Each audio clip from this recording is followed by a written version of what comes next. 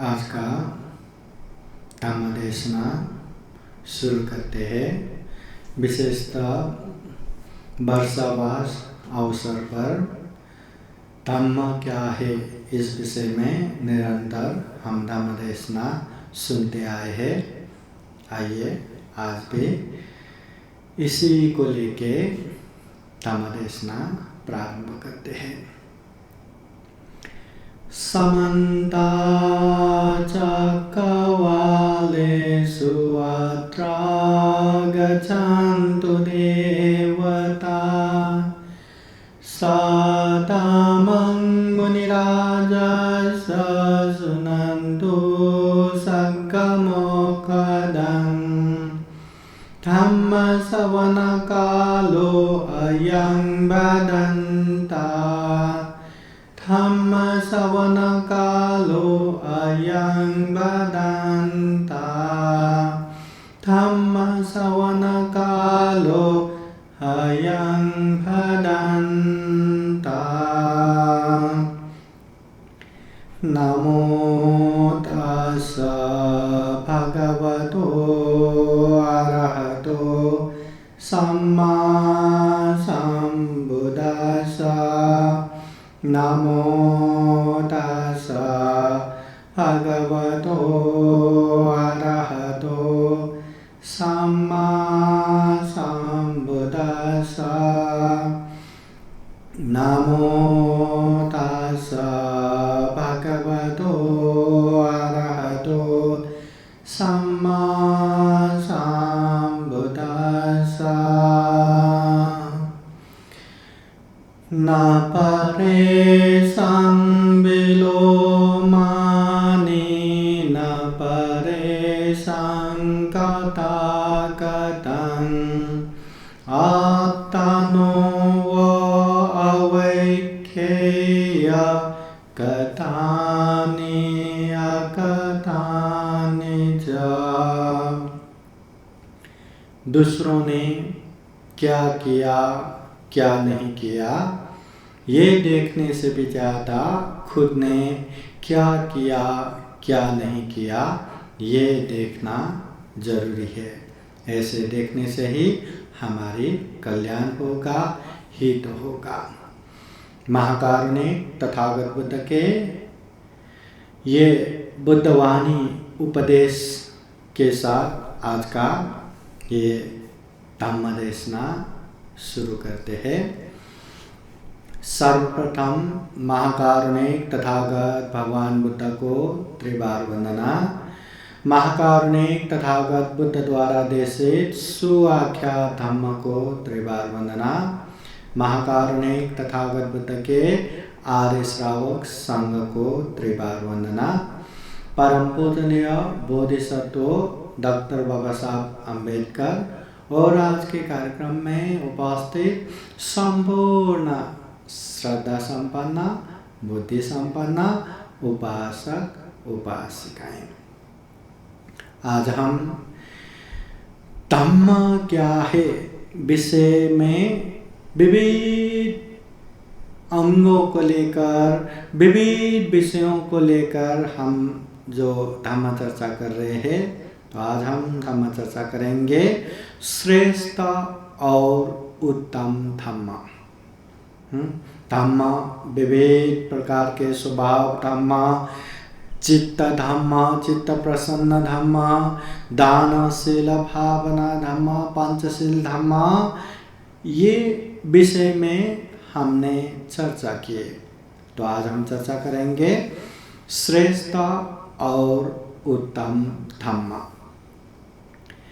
महाकारुणिक तथागत बुद्ध के प्रचार करते हुए महाकारुणिक तथागत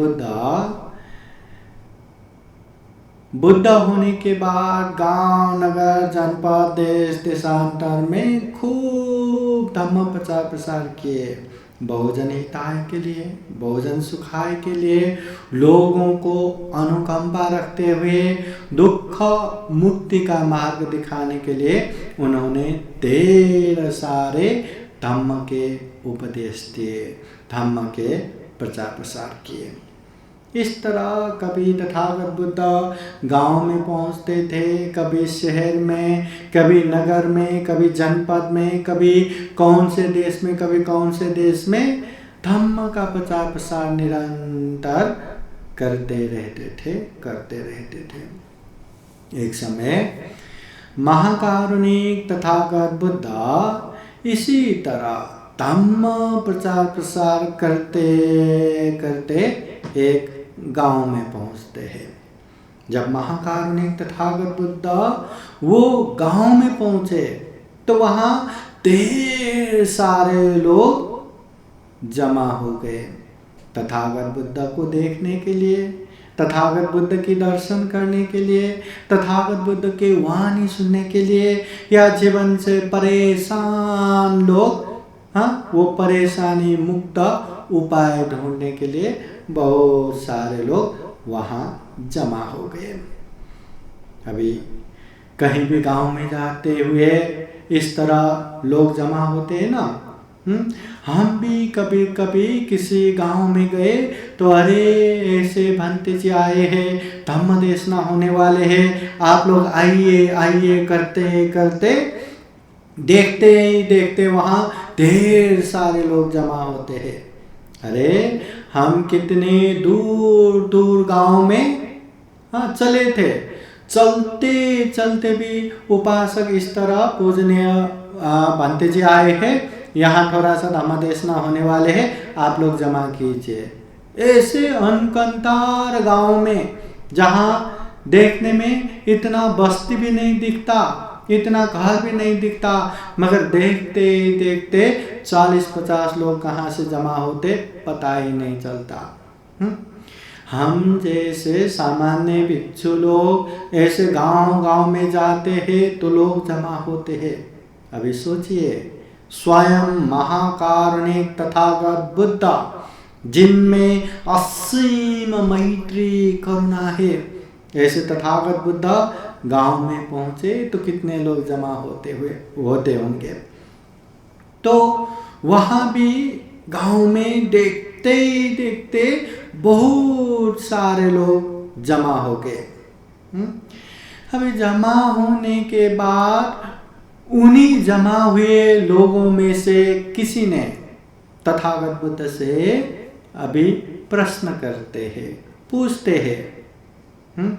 तो लोग पूछते हैं, भगवान इस गांव में बहुत सारे धम्म गुरु आते हैं, अपने अपने धम्म की देशना करते हैं या उपदेश देते हैं, और हर धम्म गुरु यही कहते हैं कि हमने जो धम्म की बातें बताए वही धम्म श्रेष्ठ है, वही धम्म उत्तम है, हमारे शरण में आओगे तो मोक्ष प्राप्त करोगे, सभी दुखों से मुक्त हो जाओगे, अन्यथा महानरक में जाओगे। भगवान हमने तो ये धम्म भी सुना है, वो धम्म भी सुना है, इस धम्म को भी सुना है, उस धम्म को भी सुना है, सभी धम्म को सुना है, और सभी धम्म गुरु यही कहते हैं कि हमारे धम्म ही श्रेष्ठ है, हमारे धम्म ही उत्तम है। तो हम में एक तरह से भ्रम है कि हम भ्रम में पड़े हैं कि वास्तव में कौन सा धम्म श्रेष्ठ है, कौन सा धम्म उत्तम है। कृपया करके आप ही हमें बताइए। तो उस समय महाकारुणिक तथागत बुद्ध उन गांव वालों को उनके प्रश्नों के उत्तर में यह नहीं कहते कि हे उपासक उपासिकाएं, बाकी लोगों की बात छोड़ दो, मैं जो बातें बताता हूँ उसे सुनो, ध्यान दो, मेरी बातें सुनोगे, ध्यान दोगे तो निर्वाण प्राप्त करोगे, अन्यथा तुम लोगों को भी महानरक से कोई नहीं बचा पाएंगे। महाकारुणिक तथागत बुद्ध ने इस तरह नहीं कहा। अगर तथागत बुद्ध भी ऐसे ही कहते तो बुद्ध और दूसरे धम्मगुरु में क्या ही फर्क रह गया। बुद्ध तो बुद्ध है, सर्वज्ञ है, तथागत है, सम्यक संबुद्ध है। तो महाकारुणिक तथागत बुद्ध उस समय उन लोगों को बताते हैं कि हे उपासक उपासिकाएं, ये अमुक धम्म श्रेष्ठ है, ये अमुक धम्म उत्तम है, इस तरह का धम्म श्रेष्ठ है, उस तरह का धम्म उत्तम है, ये अमुक अमुक धम्म श्रेष्ठ है, ये अमुक अमुक धम्म बेकार है। इसमें मत जाओ, ये ना देखो, केवल दो चीजें देखो। जो भी धम्म ये दो चीजें अच्छे से बताते हैं, अच्छे से सिखाते हैं, वही धम्म श्रेष्ठ है, वही धम्म उत्तम है। ज्यादा देखने की जरूरत नहीं है, सिर्फ दो चीजें। अभी दो चीज तो हम आराम से देख सकते हैं। तो तथागत बुद्ध भी उन लोगों को कहते हैं कि दो चीजें ही देखो, केवल दो चीजें। जो धम्म ये दो चीजें अच्छे से बताते हैं, सिखाते हैं, वही धम्म श्रेष्ठ है, वही धम्म उत्तम। कतमे द्वे, वो दो चीजें क्या क्या है? तो महाकारुणी तथागत बुद्ध कहते हैं दुख और दुख मुक्ति। क्या क्या? दुख और दुख मुक्ति। इस दुनिया में चाहे कोई भी धर्म हो, कोई भी संप्रदाय हो, कोई भी मत हो, कोई भी सिद्धांत मानने वाले हो, अगर वो धर्म ये दो चीजें अच्छे से बताते हैं, अच्छे से सिखाते हैं, तो वो धर्म श्रेष्ठ है, उत्तम है। सबसे पहले दुख। दुख अच्छे से बताना चाहिए कि जीवन में किस तरह का दुख है, कैसे कैसे दुख आते हैं, और जिस चीज को हम सुख मानते हैं वो सुख ही है या दुख है, और जिसको हम दुख मानते हैं वो दुख ही है या क्या है। इस तरह से स्पष्ट रूप से दुख को पहचानना पड़ेगा। हम भी कभी कभी शरीर में कुछ बीमार हो गया तो हम डॉक्टर के पास जाते हैं, और डॉक्टर के पास जाके मुझे खांसी आ रहे हैं, मुझे बुखार आ रहे हैं, सारे विवरण देते हैं, और वो डॉक्टर भी हमारी बातें सुन के खांसी हो रहा है ना, खांसी की दवा, बुखार हो रहा है ना, बुखार की दवा, उसी तरह वो दवा लिख के देते हैं। मगर जिस दिन जिस समय ये पता लगेगा कि ये खांसी, ये बुखार इस बीमारी की वजह से हुआ है, बस वो बीमारी पता चला ना, एक दवा देते ही वो बीमारी खत्म। उसी तरह जिस तरह डॉक्टर को कोई बीमार हुआ तो वो बीमारी की क्या चीज है वो पता लगाना जरूरी है, उसी तरह जीवन में सबसे पहले दुख को पहचान करना जरूरी है। दुख पहचान में आए तो दुखों से मुक्त होने के मार्ग की तरफ जा पाएंगे।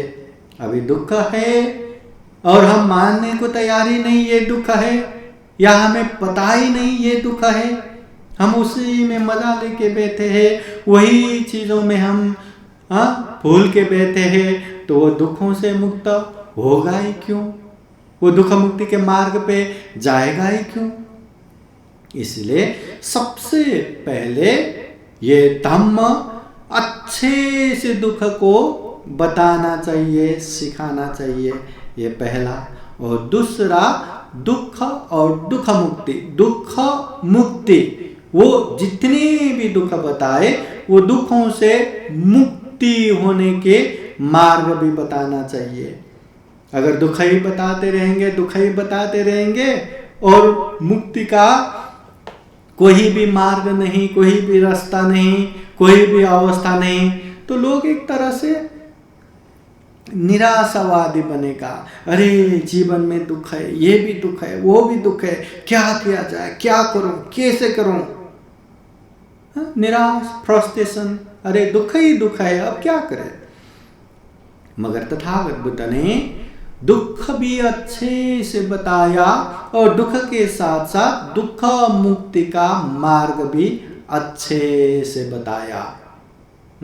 तो तथागत बुद्ध कहते हैं चाहे कोई भी धम्म हो, कोई भी संप्रदाय हो, जो धम्म ये बताता है, जो धम्म ये सिखाता है कि दुख और दुख मुक्ति, जो भी दुख है उसको अच्छे से स्पष्ट बताते हैं, और दुख मुक्ति वो सारे दुखों से मुक्त होने का मार्ग भी बताता है, मार्ग भी सिखाता है। वही धम्म श्रेष्ठ है, वही धम्म उत्तम है। अभी महाकारुणिक तथागत बुद्ध ने जीवन में दुख है वो सारी बातें भी बताया। जन्म होना दुख है, जन्म होने के बाद बुढ़ापा आना दुख है, बीमार होना दुख है, मृत्यु होना दुख है, जो इच्छा करते वो पूरा नहीं होना दुख है, प्रिय से बिछोड़ होना दुख है, अप्रिय से संयोग दुख है, संक्षिप्त में पंच स्कंद रूपी शरीर धारण करना ही दुख है। इस तरह से अनेक दुख को स्पष्ट बताया। फिर तथागत बुद्ध ने ये दुख है तो ये दुख का कारण भी है, बिना कारण दुख नहीं हुआ। तो तथागत बुद्ध कहते हैं अगर दुख है तो दुख का कारण है, वो दुख का कारण है तृष्णा, अटैचमेंट, हर चीज में आसक्त होना।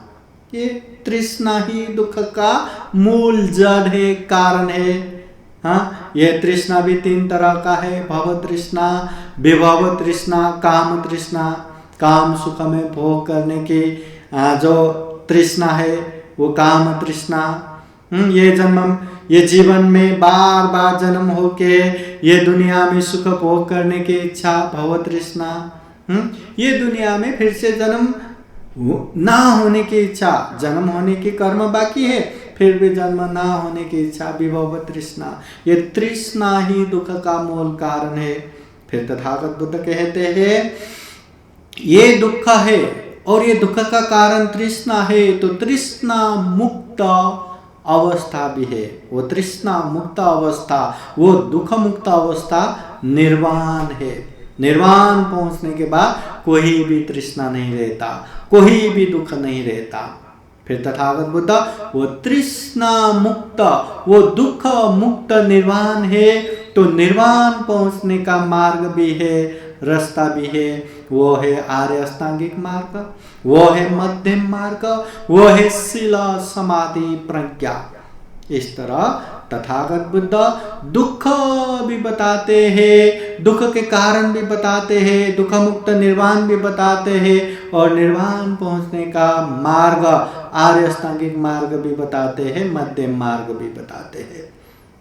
इसलिए चाहे ये बुद्ध धम्म हो या कोई भी धम्म हो, जो धम्म अच्छे से दुख बताते हैं और दुखों से मुक्त होने का मार्ग भी बताते हैं, वही धम्म श्रेष्ठ है, वही धम्म उत्तम है। उस समय ये केश मुक्त नामक कालामों के गांव में ये जो तथागत बुद्ध ये उपदेश देते हैं, उस समय तथागत बुद्ध उन लोगों को ये भी बताते हैं कि कोई भी बातें आंखें बंद करके स्वीकार नहीं करना। आंखें बंद करके किसी ने कुछ भी कहा, आंखें बंद करके हाँ ऐसा ही है, हम ऐसा ही मानेंगे करके आंखें बंद करके स्वीकार नहीं करना। महाकारुणिक तथागत बुद्ध कहते हैं कभी न सुना हुआ नई बातें हैं। अरे जो ये बता रहे हैं ये तो कभी सुना ही नहीं, ये तो बिल्कुल नई बात है, ऐसा करके आंख बंद करके स्वीकार नहीं करना। फिर तथागत बुद्ध कहते हैं परंपरा से चले आए हैं, पहले से भी यही चले आए हैं, इसी तरह चले आए हैं, इसलिए हमको इसे स्वीकार करना है, इसे मानना है। इस तरह भी आंखें बंद करके स्वीकार करना नहीं है। ऐसे ही कहा गया है। ये जो सामने वाले बता रहे हैं ऐसे ही कहा गया है।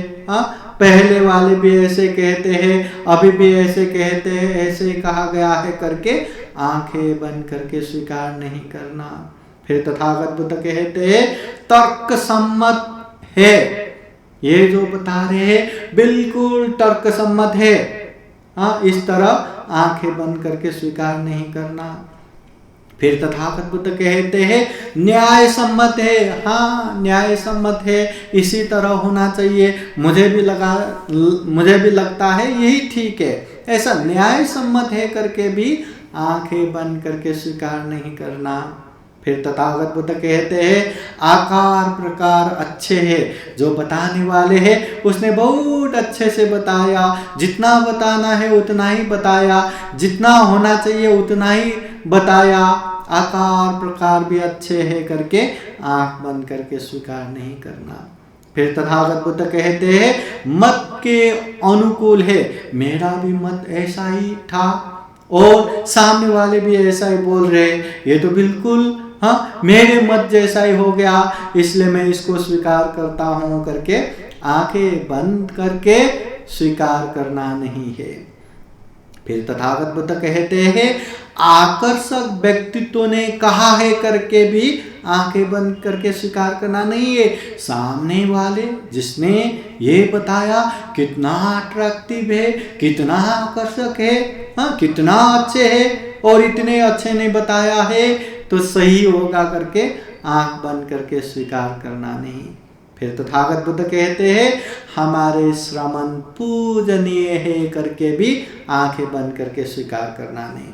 किसी आप बुद्ध धम्म संघ के प्रति विश्वास रखते हैं तो पूजनीय भिक्षु संघ या कोई भंते जी आपको उपदेश दे तो हमारे पूजनीय भंते ने ये कहा है बिल्कुल ऐसा ही होना चाहिए करके भी आंखें बंद करके स्वीकार करना नहीं है। हमारे धम्म ग्रंथ में भी लिखा हुआ है, इसी तरह आया हुआ है करके भी आंखें बंद करके स्वीकार करना नहीं है। फिर महाकारुणिक तथागत बुद्ध कहते हैं अपने विशेष ज्ञान से अच्छी तरह से सोच के परिचय करके अगर वो धम्म ठीक लगे, अच्छे लगे, सही लगे तो उस धम्म को स्वीकार करना चाहिए, पालन करना चाहिए। आपने सामने वाले से कुछ भी सुना हो, कोई भी धम्म कोई भी बातें सुना हो, उसको अच्छे से जांचो, परखो। हम ये प्राणी मात्र में सर्वश्रेष्ठ प्राणी है, सर्वश्रेष्ठ मनुष्य है। हम में विवेक बुद्धि है, हम में चिंतन मनन शक्ति है, हम में प्रज्ञा है, हर चीज को अच्छे बुरे पाप धर्म उचित अनुचित योग्य अयोग्य अच्छे से जान सकते हैं। और उतना ही नहीं, जितना अनुचित पाप है उससे दूर रह सकते हैं, जितना अच्छे उसमें आगे बढ़ सकते हैं। तो ये जो हम में जो चिंतन मनन करने की शक्ति है, विवेक बुद्धि है, प्रज्ञा है, उससे अच्छे से सोच विचार करके परिचय करके अगर अच्छा लगे तो उसे स्वीकार करना है, तो उसे पालन करना है। कोई भी सोने के काम करने वाले व्यक्ति पीला है करके उसको सोना नहीं मानते, पहले उसको कसौटी में घिसते हैं, अनेक तरह से परीक्षण करते हैं, जब संतुष्ट हो जाएंगे तब जाके वो मानेंगे कि ये सोना ही है। इसी तरह कोई भी बातें, कोई भी धम्म किसी से भी कहीं से भी आप लोग सुने, आंखें बंद करके स्वीकार करना नहीं है। तथागत बुद्ध ने कहा है करके भी कहा, या धम्म ग्रंथ में उल्लेख हुआ है कह के भी कहा, तो भी आंखें बंद करके स्वीकार करना नहीं है। महाकारुणिक तथागत बुद्ध भी कहते हैं बुद्ध ने या मैंने कहा है करके भी आंखें बंद करके स्वीकार नहीं करना। इतना स्वतंत्रता दिया है तथागत बुद्ध ने हमको, मतलब हमें बुद्ध के शरण, धम्म के शरण, संघ के शरण जाने का मतलब दासत्व स्वीकार करना नहीं है, कुछ भी बोले आंखें बंद करके स्वीकार करना नहीं है। हमें स्वतंत्रता है कि जो सामने वाले बोल रहे हैं ये सही है कि गलत है, परिचय करो। अगर सही है तो उसे पालन करो, उसका अच्छा परिणाम भी आएगा। अगर गलत है तो उसे अलग रखो। जो भी सुना, जो भी कानों में पड़ा, वो सारा सही होना चाहिए और उसी को पालन करना चाहिए, ऐसा नहीं है। कोई भी चीजें आंखें बंद करके स्वीकार करना नहीं है, ये तथागत बुद्ध कहते हैं। महाकारुणिक तथागत बुद्ध ऐसे भी कहते हैं, सुना था, धारे था, चरा था धम्म। ये जो धम्म है, सबसे पहले सुना था, अच्छे से सुनो। अच्छे से पहले सुनो, सुनेंगे ही नहीं तो समझेंगे कैसे, उसको लेंगे कैसे, इसलिए अच्छे से सुनो। धारे था, जो भी सुना है उसे धारण करो, उसको अच्छे से ग्रहण करो। फिर चरा था, जो भी अच्छे से धम्म सुना है, जो भी अच्छे से धम्म को ग्रहण किया है, उसे अच्छे से अभी चिंतन मनन करो, अच्छे से परिचय करो। जो भी लगता है अपने विवेक बुद्धि प्रज्ञा ज्ञान से, जो भी लगता है ये सही है, ये उचित है, ये धम्म है, ये कुशल है, उसे स्वीकार करो और पालन करते जाओ। और जो भी लगता है तो ये तो सही नहीं है, ये तो उचित नहीं है, ये तो कुशल नहीं है, जो भी ऐसा लगता है उसको दूर करो, उसको अलग रखो। पर जो अच्छा लगे, जो सही लगे, जो कुशल लगे, उसे पालन करते जाओ। ये महाकारुणिक तथागत बुद्ध के उपदेश है। कोई भी बातें आंखें बंद करके स्वीकार करना नहीं है। सबसे पहले सुनो, धारण करो, अच्छे से चिंतन मनन करो और विवेक बुद्धि प्रज्ञा से जो भी अच्छा लगे उसको ही स्वीकार करो, उसको ही पालन करो। बातें कुछ भी सुनो, धम्म कोई भी देखो, मगर उसे पालन करते समय अच्छी तरह से जानबूझकर ही पालन करना चाहिए। आप स्वतंत्र है, कुछ भी बातें सुन सकते हैं, धम्म भी कोई भी धम्म देख सकते हैं, मगर कोई भी धम्म देखा, कोई भी बातें सुना करके उसी को आंखें बंद करके स्वीकार करना, पालन करना जरूरी नहीं है। ऐसे पालन करना भी नहीं है। अच्छे से जानबूझकर जो अच्छा लगता है वही पालन करना। आप लोगों को पता है ना, अगर कोई 10 क्लास का परीक्षा देते हैं तो उसके लिए बहुत बड़ी बात है। वो 10 क्लास का परीक्षा उसके लिए बहुत बड़ी बात है। पास होना है, अच्छा परसेंटेज आना है, मगर एग्जाम देते देते भी फेल हो गया तो भी बड़ी बात नहीं है, वो दूसरी बार फिर से एग्जाम दे सकते हैं। किसी को बाहर गांव जाना था, बस का टिकट भी हाथ में है, पर बस पार्क पहुंचते पहुंचते बस निकल गया, उसके लिए बहुत बड़ी बात है। पर ये भी बड़ी बात नहीं, वो फिर से दूसरे बस में जा सकते हैं। कोई व्यक्ति विदेश जाना था, प्लेन का टिकट हाथ में है, वीजा हाथ में है, एयरपोर्ट पहुंचते पहुंचते लेट हो गया, प्लेन निकल गया, उसके लिए बहुत बड़ी मुश्किल है। पर यह भी इतनी बड़ी मुश्किल नहीं है, वो फिर से दूसरे प्लेन पकड़ के कभी भी विदेश जा सकते हैं। मगर एक बार ये जीवन गलत राह पे गए तो गए, गलत मार्ग पे जाके ये जीवन खत्म हो गए तो हो गए। बुढ़ापे में पहुंच के अरे मैंने सारे जीवन गलत मार्ग में जाके खत्म किया, फिर से मेरा वो जवानी वापस आ जाए, फिर मैं अच्छे मार्ग पे चलूंगा। क्या वो समय, क्या वो जवानी फिर से वापस आएगा? क्या आ सकता है? क्या बिल्कुल नहीं।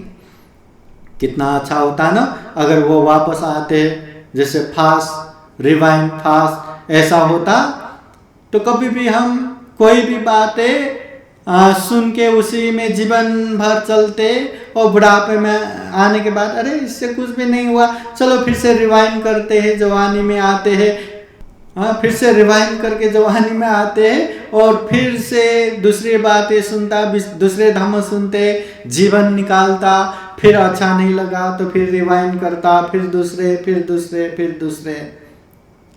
ये जीवन में ये रिवाइंड करने का वो रिमोट होता तो वैसा भी करते, मगर एक बार कोई भी मार्ग में, कोई भी बात में ये जीवन खत्म हो गया तो हो गया, फिर से वापस आने वाले नहीं है। इसलिए महाकारुणिक तथागत बुद्ध स्पष्ट रूप से कहते हैं, कोई भी बातें सुनो, कोई भी धम्म जानो, मगर बिना सोचे, बिना अच्छी तरह से जाने समझे उसमें लगना नहीं है, उसे पालन करना नहीं है। जो अच्छा लगे, जो सही लगे, वही धम्म को ग्रहण करना है, पालन करना है, आगे बढ़ना है। महाकारुणिक तथागत बुद्ध धम्म पद ग्रंथ में इस तरह भी कहते हैं, यो च गाथा सतं भासे अनथा पद संहिता ये धम्म पदं सयो यं श्रुत्वा उपसम्मति। यो च गाथा सतं भासे अनर्थ पद संहिता, अनर्थ पद के या अर्थ रहित हजारों गाथा पढ़ने से भी अर्थ सहित ये शांति प्राप्त होने वाले एक ही धम्म पद पढ़ना ये उत्तम है, ये श्रेष्ठ है।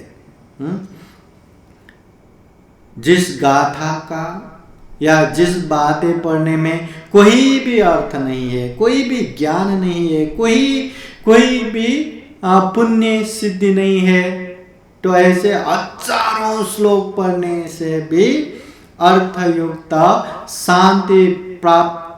शांति प्राप्त होने वाले एक भी गाथा पढ़ना वो उत्तम है, वो श्रेष्ठ है। फिर महाकारुणिक तथागत बुद्ध दूसरे एक गाथा में इस तरह भी कहते हैं, यो च सतं जीवे अपसं धम्ममुत्तमं ये काहं जीवितं सयो पश्यतो धम्ममुत्तमं। यो च सतं जीवे, 100 साल तक भी जिए, अपसं धम्ममुत्तमं, उत्तम धम्म को न देखकर, उत्तम धम्म को न जानकर 100 साल भी जिए, वो कोई फायदा नहीं है, कोई लाभप्रद नहीं है। एकाहं जीवितं सयो, एक दिन जीना भी श्रेष्ठ है, उत्तम है। पश्यतो धम्ममुत्तमं, उत्तम धम्म को जानकर। तो मतलब क्या है, उत्तम धम्म को न जानकर 100 साल भी जिए, उसका कोई अर्थ नहीं है, कोई भी फायदा नहीं है, व्यर्थ है, कोई अर्थ नहीं है।